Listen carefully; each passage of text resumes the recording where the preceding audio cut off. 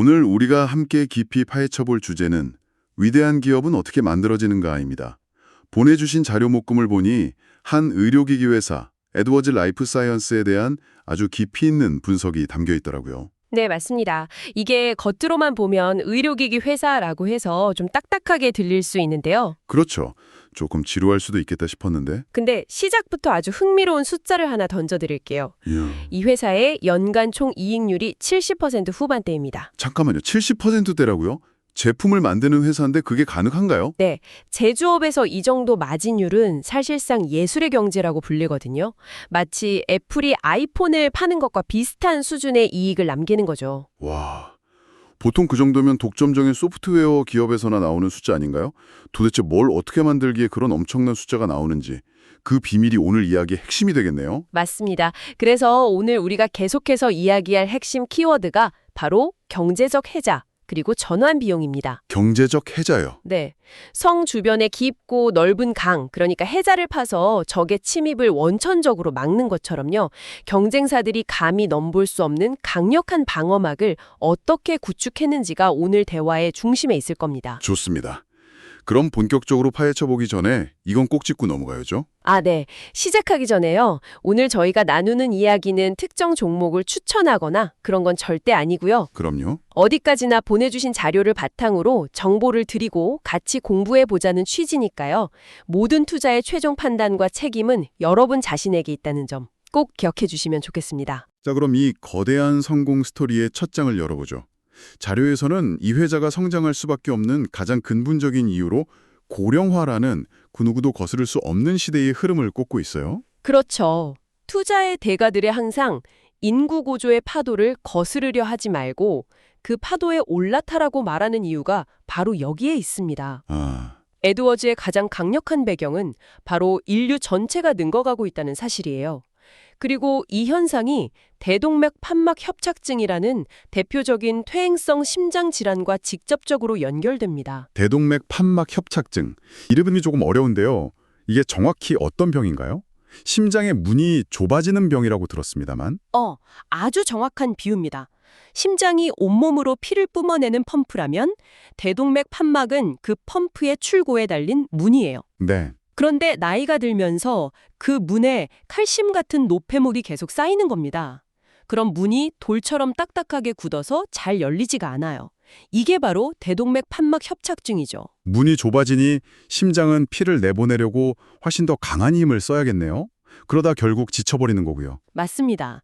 심장에 과부하가 걸리는 거죠. 이게 얼마나 무서운 병이냐면요.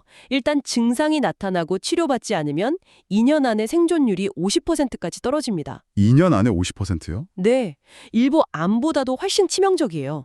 그런데 과거에는 이 병의 유일한 치료법이 가슴을 여는 대수술, 개흉수술밖에 없었습니다. 가슴을 연다고요? 와, 80대, 90대 어르신이 그런 큰 수술을 감당하기는 거의 불가능했겠네요. 그렇죠. 그럼 사실상 치료를 포기하라는 말과 다름없었겠네요. 네, 맞아요. 바로 그 지점이 에드워즈가 시장의 판도를 완전히 바꿔버린 게임 체인저가 된 순간입니다. 환자도 의사도 속수무책이었던 이 상황에 TAVR, 탑이라는 혁신적인 시술법을 들고 나온 거죠. 타비 시술. 가슴을 열지 않고 어떻게 심장 판막을 교체한다는 건지 상상이 잘 안 가는데요. 이게 Transcatheter Aortic Valve Replacement의 약자인데요. 말 그대로 카테터라는 얇은 관을 이용하는 겁니다. 카테터. 네. 가슴 대신 허벅지 동맥에 작은 구멍을 내고요. 그 혈관을 따라 카테터를 심장까지 쭉 밀어 넣어요. 그리고 낡고 병든 판막이 있는 자리에 도착하면 접혀있던 새로운 인공 판막을 우산처럼 착 펼쳐서 고정시키는 방식입니다. 와, 정말 혁명적이네요. 수술의 위험 부담이 훨씬 줄어드니까 예전에는 엄두도 못 냈던 고령의 환자들이 새로운 삶의 기회를 얻게 된 거군요. 그렇습니다. 치료를 포기해야 했던 수많은 환자들이 치료 가능한 영역으로 들어오면서 시장 자체가 폭발적으로 성장하기 시작했습니다. 시장이 얼마나 커졌는데요? 자료에 따르면 이 TAVR 시장이 2033년에는 약 120억 달러, 우리 돈으로 16조 원이 넘는 거대한 시장으로 커질 거라고 합니다. 잠깐만요. 16조 원짜리 시장이라고요? 이건 정말 엄청난 기회잖아요. 당연히 다른 경쟁사들도 가만히 있지 않았을 텐데요. 그렇죠. 더 싸거나 뭔가 개선된 제품을 들고 나왔을 법도 한데 그런데 자료를 보면 이상하게도 의사들이 유독 에드워즈의 사피엔이라는 판막만 고집한다고 나와 있어요. 이게 단순히 먼저 만들어서라는 이유만으로는 설명이 안 되는데요. 아주 날카로운 지적입니다. 바로 그게 이 회사의 해자를 이해하는 핵심 질문이에요. 네. 단순히 익숙해서가 아니라 의사들이 다른 제품으로 바꾸고 싶어도 바꿀 수 없게 만드는 아주 강력한 세 가지 락인 효과, 즉 전환 비용이 존재하기 때문입니다. 전환 비용 하나씩 한번 풀어보죠. 첫 번째 이유가 뭔가요? 첫 번째는 바로 근육 기억, 머슬 메모리입니다. 근육 기억이요? 네. 이 TAVR 시술은 의사의 아주 정교하고 미세한 손기술이 결과의 모든 것을 좌우하거든요. 그런데 에드워즈의 방식과 최대 경쟁사인 메드트로닉의 방식은 시술할 때 손맛, 그 감각 자체가 완전히 달라요. 손맛이 다르다니 구체적으로 어떻게 다른 건가요? 이게 뭐 수동기어 자동차를 몰다가 자동기어 자동차를 모는 것과 비슷한 건가요? 그것보다 훨씬 더 근본적인 차이입니다. 에드워즈의 사피엔은 풍선 확장형이에요. 풍선 확장형? 네, 목표 지점에 판막을 정확히 위치시킨 다음 풍선을 확 부풀려서 혈관벽에 스텐트처럼 단단히 고정시키는 방식이죠. 아주 직관적이고 즉각적입니다. 반면 경쟁사 제품은 자가 확장형이에요. 이건 껍질을 벗기면 그 안에서 형상기억 합금으로 된 판막이 서서히 스스로 펼쳐지는 방식입니다. 하나는 내가 직접 뻥 터트려서 고정하는 느낌이고 다른 하나는 스르륵 펼쳐지는 걸 지켜보는 느낌이겠네요. 정확합니다. 의사 입장에서는 수백 수천 번의 시술을 통해 손끝에 각인된 이 미세한 감각, 이 근육 기억을 버리고 완전히 새로운 방식에 적응하는 건 엄청난 심리적, 시간적 비용인 거죠. 와, 근육 기억이라니 이건 단순히 의사들 얘기가 아닌 것 같은데요. 그렇죠. 특정 소프트웨어 단축키에만 익숙한 디자이너나 자신만의 노하우로 문제를 해결하는 베테랑 엔지니어처럼 우리 일에서도 다른 사람이 쉽게 흉내낼 수 없는 손맛 같은 게 있잖아요. 이게 바로 개인의 해자가 될 수도 있겠다는 생각이 드네요. 맞습니다. 이따 마지막에 다시 이야기하겠지만 아주 중요한 포인트예요. 그리고 두 번째 이유는 이것보다 훨씬 더 중요합니다. 더 중요한 이유예요? 실패가 용납되지 않는 환경이라는 점이죠. 실패가 용납되지 않는다. 심장 수술이니 당연한 이야기네요. 그렇죠. 단 한 번의 실수가 환자의 생명과 직결됩니다. 에드워즈의 풍선 확장형 방식은 의사가 바로 여기다 라고 결정한 그 순간 그 위치에 밀리미터의 오차도 없이 판막을 정확하게 배치할 수 있다는 예측 가능성이 굉장히 높습니다. 예측 가능성. 하지만 자가 확장형은 서서히 펼쳐지다 보니 미세한 위치 오차가 발생할 가능성이 상대적으로 존재하죠. 환자의 생명을 다루는 의사에게는 그 어떤 것보다 중요한 가치겠군요. 그리고 그 예측 가능성은 무려 10년이 넘는 장기 추적 임상 데이터로 완벽하게 증명됐습니다. 10년이요? 네, 내가 오늘 이 사피엔 판막을 넣으면 이 환자는 10년 뒤에도 건강하게 지낼 확률이 매우 높다는 압도적인 증거가 쌓여 있는 거죠. 의사 입장에서 굳이 데이터가 부족한 다른 제품을 쓰면서 도박을 할 이유가 전혀 없는 겁니다. 근육 기억, 그리고 데이터로 증명된 예측 가능성. 이것만으로도 정말 강력한데요. 세 번째 이유도 있다고요? 세 번째는 훈련 생태계의 완벽한 장악입니다. 에드워즈는 단순히 판막이라는 제품 하나만 파는 회사가 아니에요. 그럼 뭘 팔죠? 그들은 교육과 시스템을 탭니다.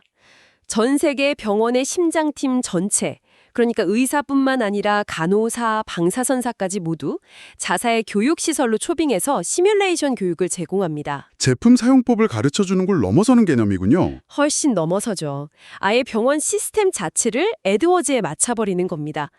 자사의 임상 전문가를 병원에 상주시키면서 수술을 돕고 그러다 보면 자연스럽게 그 병원의 모든 수술 프로토콜, 기구 준비 과정, 재고 관리 시스템까지 전부 에드워즈 제품에 최적화돼요. 한 명의 의사가 마음을 바꾼다고 해서 바꿀 수 있는 수준이 아닌 거죠. 병원 시스템 전체를 드러내야 하니까요. 이건 뭐 거의 애플 생태계 같은데요. 한번 아이폰이랑 맥북, 에어팟을 쓰기 시작하면 안드로이드로 넘어가는 게 거의 불가능해지는 것처럼 병원 전체가 에드워즈 생태계에 락인되는 거군요. 바로 그겁니다. 이 세 가지, 즉 근육 기억, 예측 가능성, 훈련 생태계, 이것이 바로 워런 버핏이 그토록 찬양하는 넓고 깊은 해자의 완벽한 교과서적 예시라고 할 수 있습니다. 그런데 이렇게 철옹성 같아 보이는 해자에도 균열을 일으키려는 시도가 있었다고요. 자료를 보니 경쟁사인 메드트로닉이 스마트 임상이라는 아주 강력한 무기를 들고 공격해왔다고 하던데요. 네, 맞습니다. 에드워즈 때 옥점이 흔들릴 만한 위기 아니었나요? 네, 시장에서는 잠시 긴장감이 흘렀습니다. 굉장히 영리한 공격이었어요. 메드트로닉은 자사 제품이 에드워즈 제품보다 혈역학적 성능이 우수하다는 데이터를 발표했습니다. 혈역학적 성능이요? 그게 무슨 뜻이죠? 쉽게 말해 판막을 통과하는 피의 흐름이 훨씬 더 시원하고 원활하다는 겁니다. 아, 피가 더 잘 통한다? 네, 수치상으로는 분명히 더 뛰어난 성능을 보여줬어요. 특히 몸집이 작아서 작은 사이즈의 판막을 써야 하는 여성 환자들에게는 이 장점이 더 클 수 있다고 주장했죠. 아니, 수치상으로 더 좋은 제품이 나왔다는 거잖아요. 이건 의사들 입장에서 굉장히 솔깃한 이야기였을 것 같은데요? 환자에게 더 좋은 걸 쓰고 싶은 건 당연하니까요. 물론이죠. 그래서 시장에 관심이 집중됐습니다. 그런데 결과적으로 시장 판도는 거의 바뀌지 않았어요. 왜요? 의사들은 그 숫자 너머에 있는 더 중요한 것을 봤기 때문입니다. 그 임상 결과에서 가장 핵심적인 지표, 즉 환자의 사망률, 뇌졸중 발생률, 재입원율 같은 최종적인 결과에서는 두 제품 간에 통계적으로 의미 있는 차이가 전혀 없었습니다. 아, 피는 좀 더 잘 흐를지 몰라도 환자가 더 오래 살거나 더 건강해지는 데는 실질적인 차이가 없었다, 이 말이군요. 맞습니다. 의사들의 판단은 명확했어요. 수치상의 미세한 우월함보다는 수십 년간 검증된 안전성과 예측 가능성이 내 환자에게는 훨씬 더 중요하다. 이렇게 결론 내린 거죠. 그렇군요. 오히려 에드워즈는 이 경쟁사의 공격을 역이용하는 아주 영리한 대응을 합니다. 어떻게 대응했나요? 내구성을 획기적으로 개선한 레실리아라는 신기술이 적용된 판막을 대대적으로 출시하면서 반격에 나섰습니다. 아, 신제품으로요? 네, 어차피 최종적인 환자 예후가 같다면 이왕이면 더 튼튼하고 오래가는 판막을 쓰는 게 현명하지 않겠습니까? 라는 메시지로 의사들의 니즈를 정확하게 파고든 거죠. 경쟁사의 공격을 오히려 우리 신제품의 우수성을 알리는 마케팅 기회로 삼아버린 셈입니다. 경쟁사의 공격을 가볍게 막아내고 오히려 한 단계 더 도약하는 발판으로 삼았군요. 정말 대단하네요. 그렇죠. 어떤 다음 단계를 그리고 있었나요? 자료를 보니 의외의 결정을 내렸던데요. 네, 바로 그 부분이 이 회사의 미래를 더 기대하게 만드는 지점입니다. 많은 사람들을 놀라게 한 결정이었죠. 바로 회사의 모태 사업이었던 중환자 모니터링 사업부를 무려 42억 달러에 매각해버린 겁니다. 돈 잘 버는 알짜 사업부를 팔았다고요? 왜 그런 결정을 한 거죠? 이해가 잘 안 되는데요. 겉으로 보기엔 그렇죠. 하지만 이건 회사의 미래를 위한 신의 한 수였다고 평가받습니다. 신의 한 수라고요? 이 사업부는 매우 안정적이었지만 성장률이 연 5% 내외로 낮은 이미 성숙기에 접어든 사업이었어요. 반면 TMVR 같은 핵심 사업은 두 자릿수 성장을 하고 있었죠. 성장률이 낮은 사업부를 떼어내면 어떻게 될까요? 아, 회사 전체의 평균 성장률이 올라가겠군요. 그러면 시장에서도 당연히 더 높은 가치를 인정해주고요. 정확합니다. 선택과 집중을 통해 회사의 체질 자체를 고성장 기업으로 바꾼 겁니다. 그리고 더 중요한 건 매각으로 확보한 42억 달러, 우리 돈으로 약 5조 6천억 원이라는 막대한 실탄입니다. 실탄이 생겼군요. 이 돈으로 회사는 공격적으로 자사주를 매입해서 주주 가치를 높이는 동시에 미래 기술에 과감하게 투자할 수 있는 여력을 확보한 거죠. 그 미래 기술이라는 게 구체적으로 어떤 것들인가요? 새로운 성장 동력이 또 있다는 거잖아요. 두 개의 거대한 신대륙이 기다리고 있습니다. 첫 번째는 무증상 환자 시장의 개척입니다. 무증상 환자요. 들만 TAVR 시술 대상이었습니다. 그런데 최근 Early TAVR이라는 아주 중요한 임상 연구 결과가 발표됐어요. 어떤 내용이었나요? 아직 뚜렷한 증상은 없지만 검사상 중증 협착증으로 진단된 환자에게 미리 조기에 시술을 했더니 사망 및 뇌졸중 발생 위험이 기존 방식보다 절반 가까이 줄어든다는 사실이 증명된 겁니다. 와, 이건 치료의 패러다임이 완전히 바뀌는 거네요. 그렇죠. 병이 심해져서 고치는 치료의 개념에서 심해지기 전에 막는 예방의 개념으로 확장되는 거니까요. 잠재적인 치료 대상자 수가 폭발적으로 늘어나겠는데요. 그렇습니다.